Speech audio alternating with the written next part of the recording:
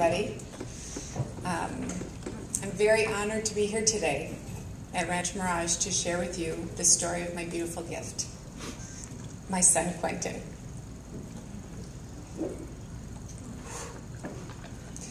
Down the road in Hollywood, where there's so many world's great stories are told, there are almost always signs when life-changing moments are about to occur. The sky darkens, music grows somber, the camera focuses in on a close-up of eyes that in a split second will never ever see the world the same way again. But 6 years ago in Palm Springs, where my family had come from Minnesota to spend winter break with Grandma and Grandpa and several others in our clan, the only signs I saw were joy from the universe. The sun was shining, my husband and 5-year-old daughter were laughing and chatting in the car as my mother-in-law drove us from the airport to our vacation house. And from his spot in the car seat, my 16-month-old Quentin said the word Bubby for the first time. For those of you who don't know, Bubby is what many Jewish children call their grandmothers. And what can I say? Hearing this sweet blonde boy speak that precious word for the first time, my mother-in-law all but shouted with delight. It was a good sign, an auspicious start to a typical Dutchess family vacation.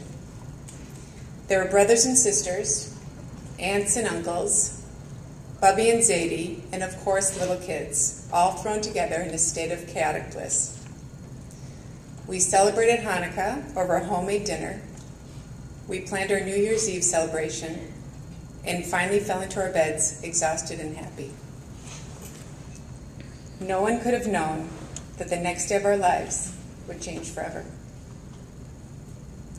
How did December 21st, 2004 begin? Much like any other day. The kids played all morning. They were singing. They were dancing.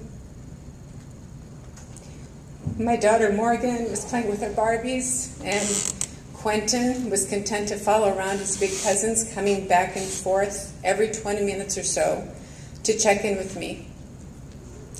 His tiny fingers wrapped around my hand to give me a good tight squeeze before running off to play again. In other words, it was as ordinary as could be. A morning or afternoon each of you has spent with your own family and friends. Imagine any gathering or party. In the kitchen, the siblings are catching up over coffee, and down the hall, a rowdy crowd's watching football on TV. The older kids are off somewhere, texting, whispering, while the little ones run and giggle all around you. And then it happens. Without warning or signal, an accident of fate that changes life as you know it forever.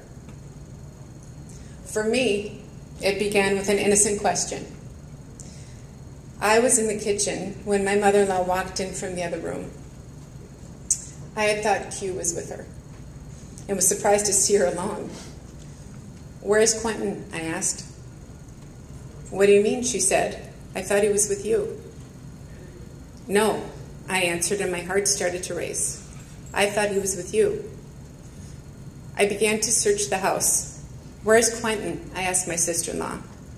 "Where's Quentin?" I asked the kids. I ran outside to the hot tub where my